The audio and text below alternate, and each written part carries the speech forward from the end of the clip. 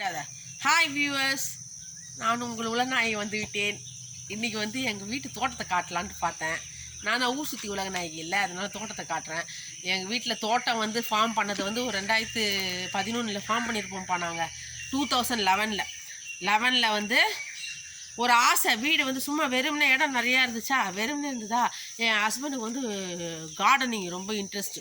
அதனால் அவர் என்ன பண்ணார், இல்லை இப்போ கன்று எடுத்துகிட்டு வந்து வைக்கிறேன், வாழைக்கன்று தென்னங்கன்னெல்லாம் எடுத்துகிட்டு வந்து வைக்கிறேன் அப்படின்னு சொல்லிட்டு வச்சார். எடுத்துகிட்டு வந்து வைக்கிறேன்னு சொன்னார். சரின்னு சொல்லிட்டு செங்கல்பட்டில் ஆத்தூர்னு ஒரு இடம் இருக்குது, அங்கே இருக்கிற ஃபார்மில், கவர்மெண்ட் ஃபார்மில் போய் வாழைக்கன்று தென்னங்கன்று ஒரு இப்போ 16 கோகனட் ட்ரீஸு, ஒரு 15 பனானா ட்ரீஸு எல்லாம் எடுத்துகிட்டு வந்தோம். எடுத்துன்னு வந்து ஆள் வச்சு குழி தோண்டி புதைச்சோம். காட்டுறாத இதெல்லாம் காட்டுங்க.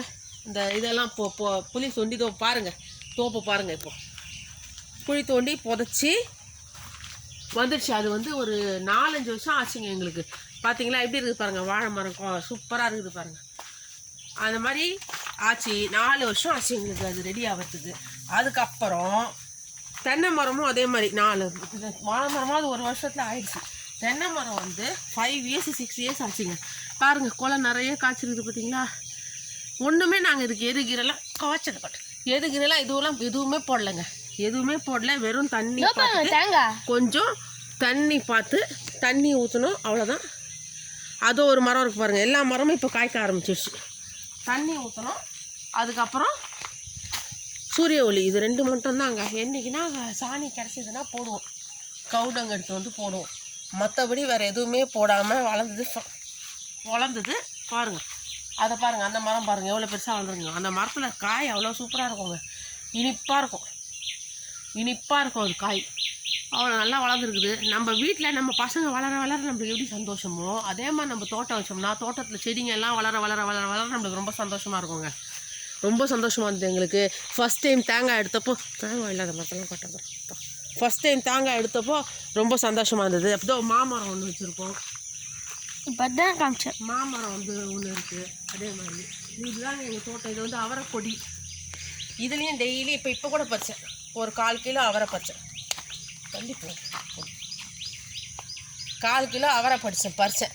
அது மாதிரி பறிச்சு இது அப்படியே எல்லா செடியிலையும் பறந்துடுச்சு. ஆனால் வந்து ஒரு மற்ற செடி எதுவும் அஃபெக்ட் பண்ணாதான், அது பாட்டுக்கு வளரும்னு சொன்னாங்க. அதனால் வச்சோம். அதுலேயும் இப்போ அவரைக்கொடி நிறைய காய் வச்சோம்ப்பா. பீர்க்கங்காய், சொரக்காய், பொல்லங்காய்லாம் வச்சோம். பீர்க்கங்காய் தான் செம்மையாக காய்ச்சிச்சு, நிறைய காய் கொடுத்துது. கொடி நிறைய காய், டெய்லி பீர்க்கங்காய் செஞ்சு நிறைய காய் கொடுத்துது. சூப்பராக காய்ச்சிது. அது அடங்கிடுச்சு. இப்போ 3 மாதம் காய்ச்சிது. அது வச்சு 3 மாதம் தான், இப்போ தான் வச்சோம் 6 மாதத்துக்கு முன்னாடி. இந்த அவரைக்கொடி இப்போ தான் காய்க்கவே ஆரம்பிச்சிருக்கு. இது மட்டும் தான் நின்றுச்சு. மீதியெல்லாம் இப்போ மழை பெஞ்சுது இல்லைங்களா, அது மீதியெல்லாம் கொஞ்சம் காடு மாதிரி வளர்ந்து ஸ்பாயில் ஆகிடுச்சு. மீதி செடியெல்லாம் திருப்பி வைக்கணும். இப்போ கத்திரிக்காய் வெண்டைக்காயெல்லாம் வைக்கலான்னு பார்க்குறோம். இது வந்து அவரைக்கொடி மட்டும் வந்துட்டு இருக்குதுங்க, நல்லா வருது. இது இல்லாமல் மாமரம், அதுக்கப்புறம் பாதாம் மரம் ஒன்று இருக்குதுங்க. இந்த காட்டுறேன் பாருங்க, வாங்க.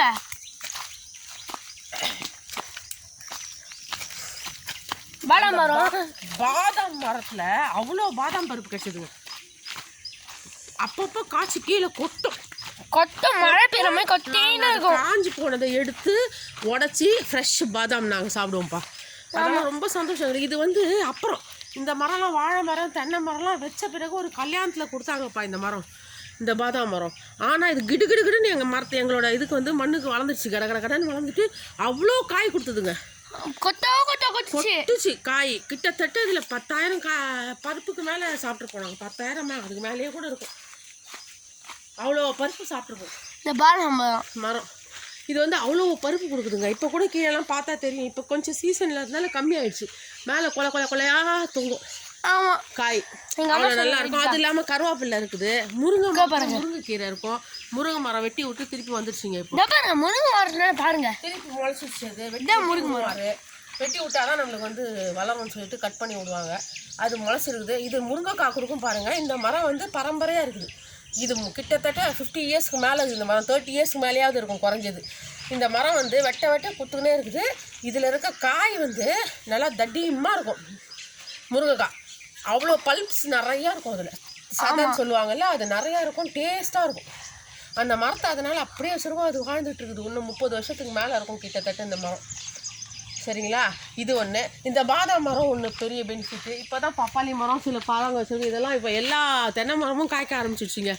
எங்களுக்கு ரொம்ப சந்தோஷமாக இருக்குது. இப்போ நம்ம பசங்க வளர வளர வளர வளர பசங்க வளர்றதை பார்க்க பார்க்க சந்தோஷமாக இருக்கும்ல, அது மாதிரி இந்த தோட்டத்தில் பார்க்க சந்தோஷம். வளர வளர சந்தோஷம். இப்போ வச்ச மரத்துலலாம் பொறுமையாக தான், நாங்கள் எதுவுமே போடாதனால பொறுமையாக தான் காய் கொடுத்துது. ஆனால் எல்லா மரமும் இப்போ காய்க்க ஆரம்பிச்சிது. 2-3 மரம் செத்து போச்சு தென்னை மரம். அதை தவிர மீதி எல்லா மரமும் இப்போ காய் கொடுக்க ஆரம்பிச்சிச்சிங்க. ரொம்ப சந்தோஷமாக இருக்குது எங்களுக்கு. பயங்கர சந்தோஷம். பார்க்கும்போது ஆசையாக இருக்குது. காயை பறித்து இளநீர் சாப்பிட்றது, தேங்காய் எடுக்கிறது, இது மாதிரி பண்ணினா தேங்காய் நல்லா இவ்வளோ பெருசு வரும். 50 ரூபீஸ் தேங்காய் வாங்குவீங்களா, அந்த சைஸ் இருக்கும் தேங்காய். அவ்வளோ சூப்பராக இருக்கும். இது நாவமரம். இதுலேயும் கொஞ்சம் பழம் வந்துச்சு. நாகப்பழம் மரம் இது.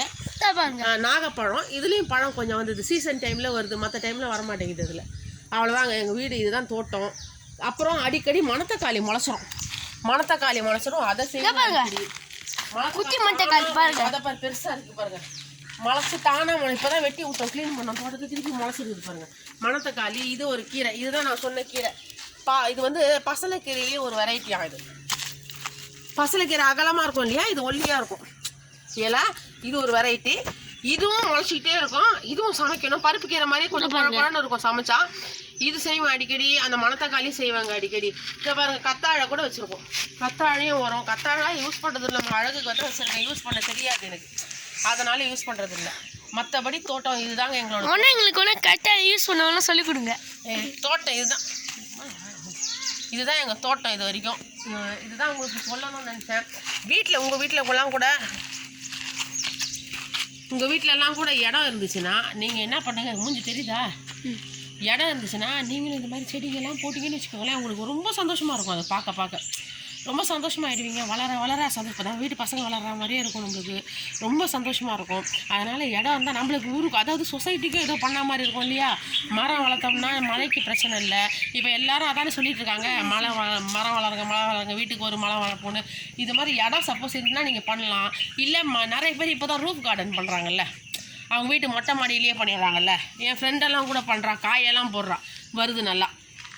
அது மாதிரி ரூஃப் கார்டனாக அட்லீஸ்ட் பண்ணிவிட்டு ஆர்கானிக் ஃபுட்டு சாப்பிடுங்க. சத்தான ஃபுட்டு, கெமிக்கல் கலந்து சாப்பிடாதீங்க. இந்த மாதிரி பறித்து சாப்பிட்டோம்னா நம்மளுக்கு அதில் ஒன்றுமே இருக்காது. சுத்தம் 100% கோல்டு அது மாதிரி சாப்பிட்டா நம்ம உடம்புக்கு நல்லது, ஹெல்த்தியாகவும் நம்ம இருக்கலாம். அதனால் நான் இந்த வீடியோ மூலிமா உங்களுக்கு சொல்கிறது என்னென்னா, உங்கள் வீட்டில் சப்போஸ் இடம் இருந்துச்சுன்னா இந்த மாதிரி தோட்டம் போடலாம். நீங்கள் அந்த வாழை மரம், தென்னை மரம், அதெல்லாம் மாமரம், நெல்லி நிறையா எல்லோரும் போடுறாங்க. நிறைய பேர் போட்டிருக்காங்க. போடாதவங்க சப்போஸ் இருந்தீங்கன்னா இடம் இருந்து போடுங்க. அதை பார்த்தீங்கனாலே நீங்கள் ஏதாவது ஸ்ட்ரெஸ் ஃப்ரீ கூட நம்மளுக்கு கவலையாக இருந்தோம்னா அதெல்லாம் வந்து பார்த்தோம்னா நம்மளுக்கு ஒரு சந்தோஷமாயிடும். அது காசு இருக்குன்னா கவலை நம்மளுக்கு காணாமல் போயிடும். காய் பார்த்தோன்னு வச்சுக்கோங்களேன், அந்த கவலை காணாமல் போயிடும். ஸ்ட்ரெஸ் ஃப்ரீயாக இருக்கும், ரிலாக்ஸாக இருக்கும், நல்ல காற்று கிடைக்கும். நம்மளுக்கு நல்ல காற்று கிடைக்கும், எல்லாம் கிடைக்குங்க அது மாதிரி. அதனால் இது வந்து நீங்கள் முடிஞ்ச வரைக்கும் ட்ரை பண்ணி பாருங்களேன். கார்டன் போடுறதுக்கு வீட்டில் கார்டன் போட்டிங்கன்னா இந்த மாதிரி யூஸ் ஆகும். நம்மளுக்கு பல விதத்தில் யூஸ் ஆகும். சாப்பாடும் நல்லா கிடைக்கும், நல்ல சத்தான காய்கறிகள், இல்லை பழங்க எல்லாம் கிடைக்கும். அதுவும் ஒரு வாழை மரத்தில் சொன்ன மறந்துட்டேன். வாழை மரத்தில் பழம் நிறையா கொடுக்குது.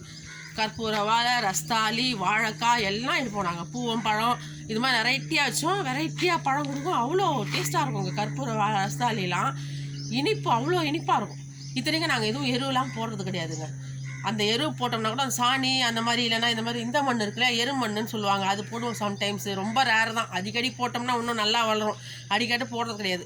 ஓரளவுக்கு மெயின்டைன் பண்ணிட்டுருக்கோம், அதுக்கே வருது நல்லாவே. அதனால் நீங்கள் அந்த மாதிரி பண்ணி மெயின்டைன் பண்ணுங்கள். உங்களுக்கு மனசுக்கும் சந்தோஷமாக இருக்கும், உடம்புக்கும் சந்தோஷமாக இருக்கும், ஹெல்த்தியாக ஃபீல் பண்ணுவீங்க. நீங்கள் இந்த செம்பருத்தி பக்கத்தில் நின்று பாருங்கள். இந்த செம்பருத்தி எடுத்து சாமிக்கு வைப்பேன். அது ஒரு பூ இருக்குது, வெள்ளைப்பூ. சந்தியா வெட்ட பூ இருக்குது, அது வந்து சாமிக்கு வைப்பேன். இந்த மாதிரி பூங்க சாமிக்கும் வைப்பேன். இந்த மாதிரிலாம் பண்ணுவேங்க நான். அதனால் நீங்கள் என்ன பண்ணுங்கள், இது மாதிரி தோட்டம் வைக்க ட்ரை பண்ணி பாருங்கள். லைஃப்பில் ரொம்ப சந்தோஷமாக இருக்கும். இடம் இருந்துச்சுன்னா பண்ணுங்கள். இல்லை ரூஃப் கார்டன் அட்லீஸ்ட் போட்டிங்கனாலும் நல்லாயிருக்கும். நான் இன்றைக்கி சொல்கிற மெசேஜ் உங்களுக்கு என்னென்னா, நம்ம வீட்டில் மரம் வளர்த்தோம்னா நம்மளுக்கு நல்லது, நம்மளுக்கு நல்ல காற்று கிடைக்கும். அது சுத்தப்படுத்தி கொடுக்கும், காற்று கொடுக்கும், நல்ல பொருட்கள் சாப்பிட கிடைக்கும். அதெல்லாம் மனசில் வச்சுட்டு நீங்களும் ட்ரை பண்ணி பாருங்கள். இன்னொரு வாட்டி நான் வேறு வீடியோவில் உங்களை பார்க்குறேன். பாய்.